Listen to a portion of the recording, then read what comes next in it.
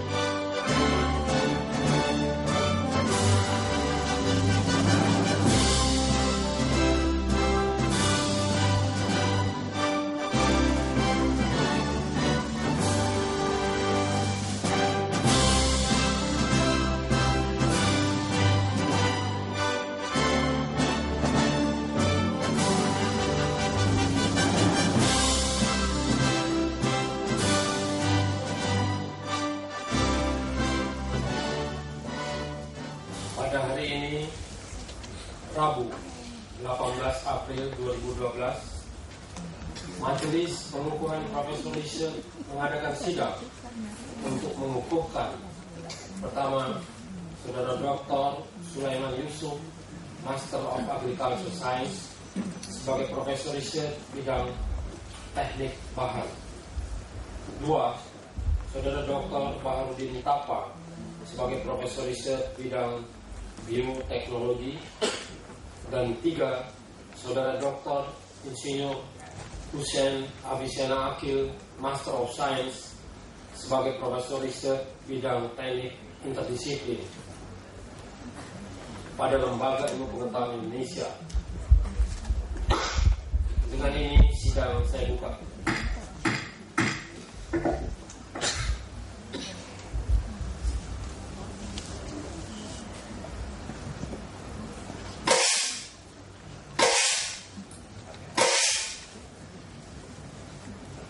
Pembacaan daftar riwayat hidup Saudara Dr. Sulaiman Yusuf, Master of Agricultural Science, oleh Sekretaris Majelis.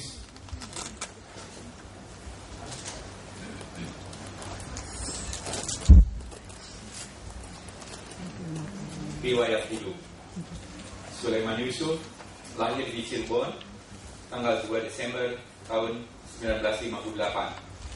Adalah anak tiga dari Bapak Haji Saleh Yusuf dan Ibu Hajah Ariyah. Menikah dengan Hajah Nuni Eliawati dan dikaruniai dua orang anak, yaitu Puji Habis Pramudia dan Nika Suma. Berdasarkan keputusan Presiden Republik Indonesia nomor 81M tahun 2009 tanggal 11 Agustus 2009 yang bersangkutan diangkat sebagai peneliti utama terhitung mulai tanggal 1 Januari 2009. Berdasarkan surat keputusan Kepala Lembaga Ilmu Pengetahuan Indonesia nomor 366A 2012 tanggal 12 April 2012 tentang pembentukan Majelis Pengukuhan Profesor Riset, yang bersangkutan dapat melakukan pidato pengukuhan Profesor Riset. Pendidikan formal menamakan Sekolah Negeri Manikangan 1 Cirebon tahun 71, Sekolah Menengah Pertama Negeri Lumbung Cirebon tahun 74, dan Sekolah Menengah Atas Negeri 2 Cirebon tahun 77. Memperoleh gelar Sarjana Biologi dari Universitas Pajajaran Bandung tahun 1984, memperoleh gelar Master of Agriculture Science in Agriculture, Wood Science and Technology dari Kyoto University tahun 1993, dan memperoleh gelar Doctor of Agriculture Science in Agriculture, Wood Science and Technology dari Kyoto University tahun 1996. Pendidikan informal mengikuti beberapa pelatihan yang terkait dengan bidang kompetensinya, antara lain Wood Science and Technology Jepang tahun 1998 dan 2000 dan ekstraktif di Jepang tahun 2001. Pengalaman pekerjaan jabatan struktural tahun 99 sampai 2000 Kepala Laboratorium Bahan Komposit Pusat Penelitian Fisika LIPI. Jabatan fungsional peneliti diawali sebagai asisten peneliti muda tahun 89, peneliti muda 97, peneliti media 99, ahli peneliti muda 2001, ahli peneliti media 2005, dan memperoleh jabatan peneliti utama golongan 4E bidang bahan tahun 2009.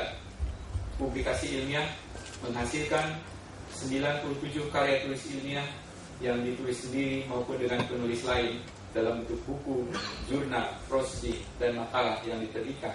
64 diantaranya dalam bahasa Inggris dan 1 dalam bahasa Jepang. Pembinaan kader ilmiah, tenaga pengajar pada Universitas Winaya Mukti Bandung, pembimbing skripsi pada Institut Teknologi Indonesia Serpong, Universitas Winaya Mukti Bandung, dan Institut Pertanian Bogor. Pembimbing tesis dan disertasi pada Institut Pertanian Bogor. Organisasi profesi, anggota masyarakat peneliti kayu Indonesia, anggota Japan Wood Research Society, dan anggota Perhimpunan Biologi Indonesia. Tanda penghargaan, menerima beberapa penghargaan dari Presiden Republik Indonesia, yaitu Satya Lancana Karya Satya 10 tahun 2000 dan Satya Lancana Karya Satya 20 tahun 2006. Selesai.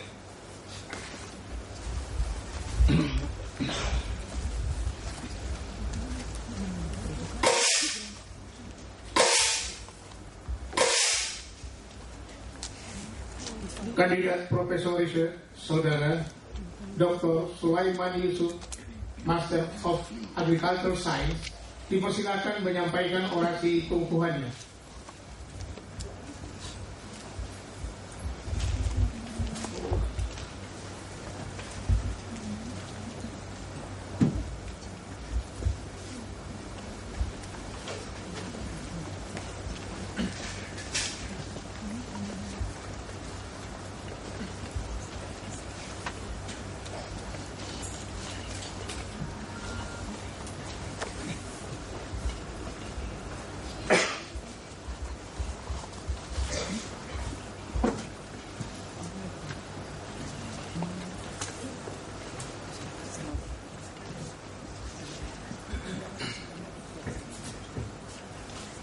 Bismillahirrahmanirrahim. Assalamualaikum warahmatullahi wabarakatuh. Salam sejahtera bagi kita semua. Yang terhormat Ketua Majelis Pengukuhan Profesor Research, Sekretaris, dan para anggota Majelis Profesor Research, pimpinan LIPI, para Kepala Puslit, Kepala Pusat, Kepala Biro, dan pejabat struktural lainnya, sejawat peneliti, serta para undangan yang saya hormati.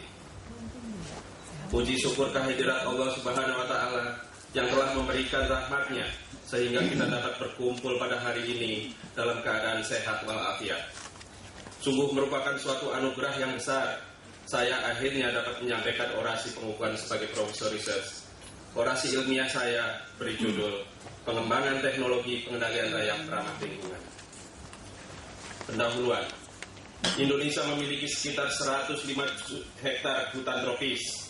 Jumlah ini merupakan 10% hutan tropis di dunia dan terbesar kedua setelah Brasil. Negara kita juga dikenal sebagai negara mega biodiversitas. Tidak kurang dari 4.000 jenis kayu yang tersebar luas di seluruh hutan Indonesia. Namun, dari jumlah tersebut hanya ada 200 jenis kayu yang dikenal dan diperdagangkan secara komersial. Kenyataan menunjukkan bahwa hampir 85% kayu Indonesia mempunyai tingkat keawetan yang rendah. Dengan kata lain, sebagian besar jenis kayu tersebut mudah diserang rayap. Kenyataan ini ditunjang pula oleh letak geografis Indonesia yang tropis, memungkinkan hadirnya berbagai organisme perusak kayu seperti rayap, kumbang, dan jamur. Dengan demikian, dapat dimengerti mengapa ancaman kerusakan kayu di Indonesia ini sangat besar. Rayap sudah hidup sejak 3 juta tahun yang lalu. Selain populasinya yang tinggi, rayap dapat menjelajah hingga mencapai 480 meter persegi. Di samping rayap juga menimbulkan kerugian ekonomis yang tidak kecil. Kerugian akibat serangan rayap di Indonesia tiap tahunnya tercatat sekitar 250 miliar rupiah. Di Malaysia 50 juta ringgit Malaysia dan di dunia sekitar 22 miliar dolar Amerika. Itu pun hanya dihitung pada kerusakan kayu, belum termasuk tenaga kerja dan ongkos untuk mengganti kerusakan yang ditimbulkan. Usaha untuk mengurangi kerugian tersebut di atas, masyarakat masih menggunakan bahan-bahan yang berbahaya seperti organoklorin, organofosfat, dan sintetik piretroid. Untuk mengatasi masalah di masa depan agar kayu bertahan lebih lama, maka UPT Biomaterial melakukan penelitian dan pengembangan antara lain. Yang pertama, pengembangan biopestisida yang ramah lingkungan. Dan yang kedua, pengembangan bahan kimia low dan non-toksik untuk pengendalian rayap. Majelis Pengukuhan Profesor Riset dan para undangan yang saya hormati. Banyak proyek perumahan di Indonesia dibangun di atas lahan di mana sebelumnya merupakan perkebunan atau pertanian. Rayap dikenal sebagai salah satu hama utama di perkebunan karet, kelapa sawit, dan tanaman HTI lainnya. Meskipun sebelum proyek perumahan dibangun, semua tanaman ditebang, akan tetapi akar tanaman tersebut masih tinggal di dalam tanah. Sisa akar tersebut menjadi sumber makanan bagi rayap, dan suatu ketika sumber makanan habis, rayap mulai bermigrasi ke rumah. Kondisi seperti ini dan sistem sanitasi yang buruk merupakan habitat rayap yang baik. Beberapa jenis rayap yang merupakan hama di Indonesia yaitu Coptotermes gestroy, Coptotermes curvignatus, Pseudorhinotermes javanicus, Macrotermes gelfus, Microtermes species, dan Cryptotermes cynocephalus, dan merupakan jenis rayap yang paling ganas. Kedua spesies Coptotermes tersebut di atas semuanya spesies yang samar, yang tidak membangun gundukan atau mound sebagai sarangnya. Oleh karena itu, sulit untuk menemukan galeri atau lorong rayap di lokasi bangunan kecuali dilakukan pengamatan secara menyeluruh. Sayangnya, para developer kebanyakan hanya menyimpulkan bahwa perlakuan tanah dilakukan apabila ada sarang rayap yang terlihat menggodok. Beberapa jenis rayap yang biasa menyerang bangunan dan struktur di Indonesia dapat dilihat pada buku orasi saya. Karbon berklor seperti aldrin, dieldrin, klordan, atau heptaklor, dan indosulfan umum digunakan sebagai peracunan tanah dan perlakuan kayu. Bahan-bahan tersebut sangat persisten dan stabil di dalam tanah, sehingga sangat efektif dalam jangka waktu yang lama. Awal mulanya metode pengendalian rayap di Indonesia adalah dengan merendam bambu dalam lumpur selama periode waktu yang lama, atau melapisi secara sederhana dengan resin alam seperti vernis. Kayu-kayu yang berhubungan langsung dengan tanah dilapisi dengan oli bekas, tar, atau kreosot. Klordan, aldrin, dan dieldrin tercatat telah berhasil melindungi kayu dari serangan rayap selama 60 tahun. Sehingga grup siklodin ini tercatat sebagai termitisida paling efektif dan ekonomis yang pernah dibuat hingga saat ini. Sejak tahun 80-an telah dilarang penggunaannya. Pengawetan kayu modern dimulai dengan penggunaan alat vakum tekan dan bahan kimiaan organik seperti CCA, sodium petafluoropetoxide, CCB, dan lain-lain guna melindungi kayu dari kerusakan rayap. Kelompok organoklorin sangat populer sebelum tahun 90-an, namun sejak tahun 88 telah dilarang di Indonesia dan sebagai alternatif digunakan kelompok organofosfat dan sintetik piretroid. Produk-produk tersebut diharapkan aman dan lebih ramah lingkungan. Di samping bahan-bahan anti rayap tersebut di atas, dikembangkan pula penerapan teknik pengendalian rayap yang lebih aman dan ramah lingkungan dengan penggunaan bahan kimia low dan non-toksik, modifikasi kimia kayu, slow acting pestisida, biopestisida, dan penggunaan agen biotik untuk pengendalian rayap masa depan di Indonesia. Majelis Pengukuhan Profesor Riset dan para undangan yang saya hormati. Pada awal karir saya sebagai peneliti, saya melakukan penelitian tentang modifikasi kimia kayu dengan menggunakan asetat anhidrida, formaldehid, dan beberapa jenis aldehida. Prinsip dari modifikasi kimia kayu adalah merubah struktur kimia selulus akibat adanya reaksi kimia sehingga selulus tidak mudah menyerap air. Kestabilan dimensi terjaga dan menjadi bahan yang tidak disukai oleh rayap. Ikatan aldehida dalam serat selulus dapat berupa ikatan dengan satu atau dua gugus OH dalam ikatan yang sangat kuat yang disebut cross-linking. Ikatan yang terjadi antara gugus OH dalam selulus dan gugus aldehid bersifat permanen sehingga tidak mudah terputus akibat adanya aktivitas enzim yang dikeluarkan baik oleh rayap maupun jamur. Dengan adanya ikatan yang permanen tersebut, material menjadi stabil dan sangat efektif terhadap serangga perusak kayu. Contoh material kayu dengan proses modifikasi kimia kayu ini adalah produk kayu olahan seperti papan serat untuk lantai. Namun, karena biaya proses dan produk jadi masih relatif mahal, maka hanya negara maju saja yang mampu mengaplikasikan proses ini, seperti Jepang dan Amerika. Selanjutnya, penelitian berkembang ke arah pemanfaatan kekayaan alam berasal dari kekayaan alam Indonesia menjadi biopestisida. Dengan slogan kembali ke alam, maka penelitian biopestisida dimulai sebagai alternatif pengendalian rayap sebagai bentuk kepedulian terhadap lingkungan. Eksplorasi terhadap bahan-bahan alam yang diduga memiliki sifat anti rayap terus dilakukan untuk mencari bahan yang ramah lingkungan.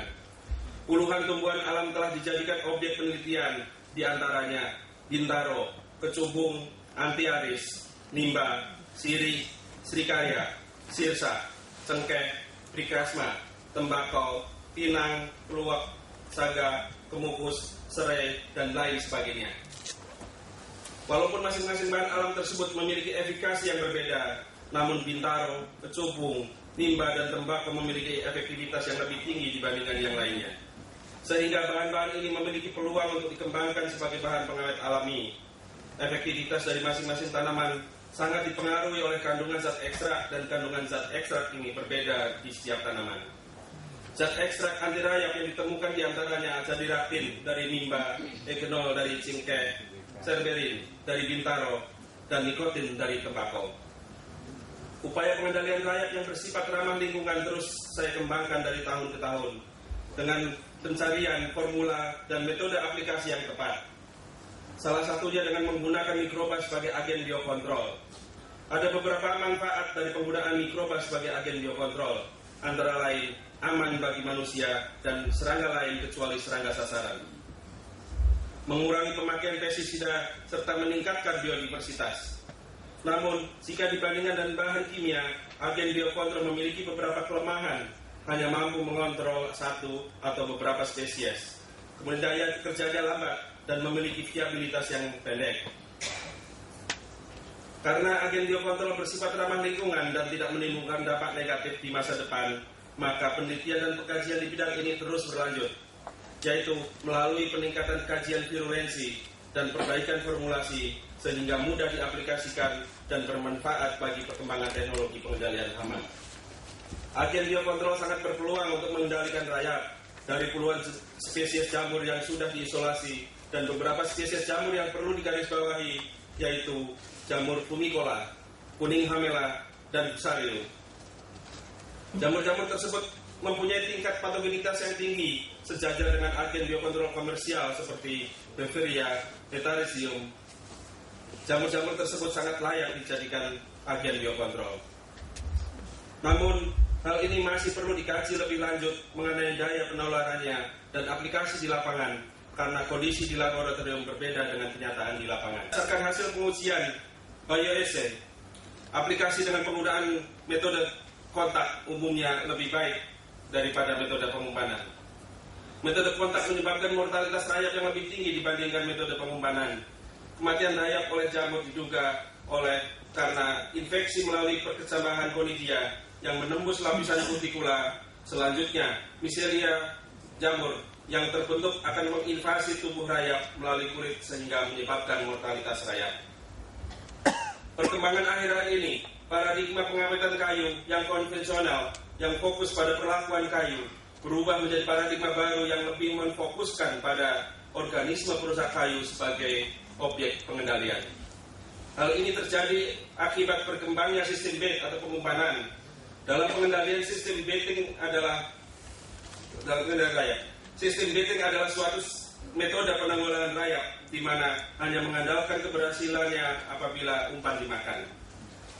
Umpan tersebut biasanya terdiri dari selulus dicampur dengan bahan aktif anti rayap yang bersifat slow acting. Setelah umpan dimakan oleh rayap, secara serempak akan dibagi-bagikan ke anggota koloni lainnya melalui trofalaksis, yaitu perilaku makan yang sering ditemui pada serangga sosial. Metode ini efektif dan dapat menekan atau mengeliminasi koloni dalam waktu yang relatif singkat, namun memerlukan biaya yang lebih tinggi. Metode ini menjadi semakin populer di Indonesia, terutama pada beberapa tahun terakhir, karena penggunaan bahan aktif yang relatif sedikit, tidak menimbulkan kerusakan jika dibandingkan dengan metode soil treatment konvensional. Sistem bed ini juga dapat diterapkan di atas bangunan, yaitu dengan cara menaruh umpan di kayu yang sedang terserang rayap. Penggunaan bahan aktif hexafluoron dan bistrifluoron memperlihatkan bahwa keduanya mempunyai sifat slow acting dengan konsentrasi hanya 0,5% bahan aktif. Hexafluoron dapat menghancurkan atau mengeliminasi koloni rayap dalam waktu 57 hari dengan metode indron dan 47 hari dengan metode upgrown.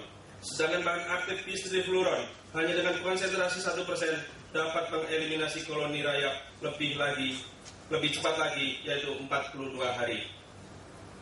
Sistem bed ini mempunyai efektivitas yang tinggi terhadap rayap kelas rendah dari genus Coplothermes dan Pseudorhinothermes, famili Rhinothermidae, namun kurang efektif terhadap rayap tingkat tinggi dari famili Thermidae. Hal yang sama juga ditemui di negara Malaysia, Thailand, Singapura, ataupun Australia. Oleh karena itu, merupakan tantangan bagi para peneliti untuk menemukan bahan umpan yang mempunyai spektrum yang lebih luas, mencakup rayap tingkat tinggi dan rayap tingkat rendah. Karena akan menjadi sangat sulit apabila suatu bangunan secara serentak diserang oleh lebih dari satu jenis rayap. Metode pengendalian rayap non-kimiawi juga dikembangkan dengan menggunakan mineral-mineral alam seperti gravel, perlit, dan lain sebagainya. Bahan-bahan tersebut diterapkan pada bangunan sebelum fondasi dikerjakan. Dari hasil penelitian yang didapat, partikel gravel dan perlit dengan ukuran 1,4 dan sampai 1,7 mm dapat mencegah masuknya rayap ke dalam bangunan. Majelis Pengukuran, Profesor Riset, dan para undangan yang saya hormati. Penduduk Indonesia semakin hari semakin meningkat, mengakibatkan peningkatan pula akan kebutuhan perumahan. Di Indonesia, pembangunan perumahan dapat mencapai 1 juta unit per tahun. Kalau untuk membuat satu rumah minimal 0,2 meter kubik, maka dalam 1 tahun dibutuhkan kayu sebanyak 200.000 meter kubik. Kalau dalam 1 meter kubik dibutuhkan sekitar 20 kg bahan pengawet, maka dapat dipastikan ribuan ton bahan pengawet dibutuhkan dalam setahun. Perhitungan tersebut belum dihitung jumlah rumah yang rusak setiap tahunnya dapat mencapai 20%. Saat ini Indonesia memiliki SNI tentang tata cara pencegahan dan penanggulangan rayap pada bangunan, rumah, dan gedung, dan Undang-Undang Nomor 28 Tahun 2002 tentang bangunan. Namun penerapannya belum dijadikan syarat untuk mendapatkan izin mendirikan bangunan. Jika hal ini diterapkan, maka penelitian yang sudah saya tekuni selama mempunyai peluang yang sangat besar untuk diaplikasikan dalam penanggulangan serangan rayap. Dari uraian di atas dapat diambil beberapa kesimpulan sebagai berikut. Pembangunan yang tidak memperhatikan lingkungan akan mengakibatkan sejumlah kerusakan bangunan perumahan yang diakibatkan oleh rayap. Hal ini sebenarnya sudah diundangkan dalam Undang-Undang Nomor 32 Tahun 92 tentang perlindungan dan pengelolaan lingkungan hidup. Yang kedua, pemanfaatan sumber daya alam dan agen hayati sebagai bahan alternatif pengendalian rayap akan menumbuhkan produk dan industri baru bahan anti rayap yang ramah lingkungan. Diversifikasi produk anti rayap yang berbasis bahan alam merupakan alternatif dari produk-produk sintetik impor yang banyak beredar akhir-akhir ini. Pada gilirannya nanti akan meningkatkan ekonomi rakyat, menciptakan lapangan kerja, sekaligus mendukung program pengendalian lingkungan. Yang ketiga, teknologi pengendalian rayap dengan sistem bed merupakan paradigma baru yang patut dikembangkan karena selektif dan fokus pada serangga sasaran serta dapat memusnahkan rayap sampai ke koloninya hingga aman dan bagi manusia, penghuni dan lingkungannya. Beberapa saran kebijakan yang bisa dilakukan oleh pemerintah Indonesia untuk mengendalikan rayap diantaranya sebagai berikut. Membuat peraturan kebijakan dalam penataan ruang peruntukan perumahan. Tidak diperkenankan untuk menggunakan lahan-lahan bekas perkebunan untuk perumahan, kecuali ada perlakuan khusus seperti pembersihan lahan sampai ke akar-akar tanaman. Penerbitan IMB harus dilengkapi dengan sertifikat penggunaan bahan anti rayap. Sebagai penutup, ekstraktif bahan alam dan agen hayati merupakan bahan anti rayap di masa depan yang sangat berpotensi di Indonesia. Walaupun demikian, karena sifat kimia dan toksisitas yang masih kurang stabil, sehingga diperlukan penelitian lebih detail dan mendalam agar produk yang dihasilkan lebih efektif seperti produk-produk komersial dan ramah lingkungan. Di samping itu, perlu dukungan dan kebijakan pemerintah yang untuk memanfaatkan kekayaan alam Indonesia dan menerapkan undang-undang pengendalian bahaya rayap di perumahan. Semoga penelitian yang sudah saya lakukan selama ini dapat bermanfaat bagi perkembangan dunia penelitian maupun para praktisi pestisida di lapangan.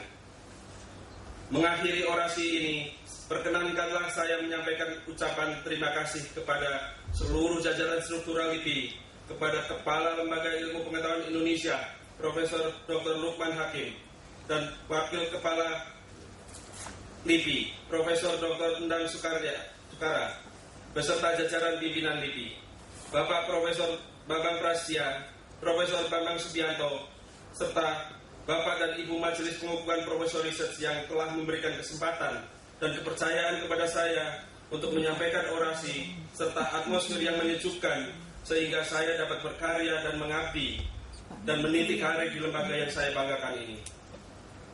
Keberhasilan yang saya peroleh merupakan suatu rangkaian dukungan dari semua pihak, baik pimpinan, staf, teknisi, dan pegawai lainnya, di mana tempat saya melakukan penelitian di Puslit Fisika LIPI. Dr. Inaldi Kahar Almarhum, Dr. Andes Arjuno Brojonegoro, Profesor Anung Kusnowo, dan Dr. Ahyar Umri yang telah banyak memberikan inspirasi.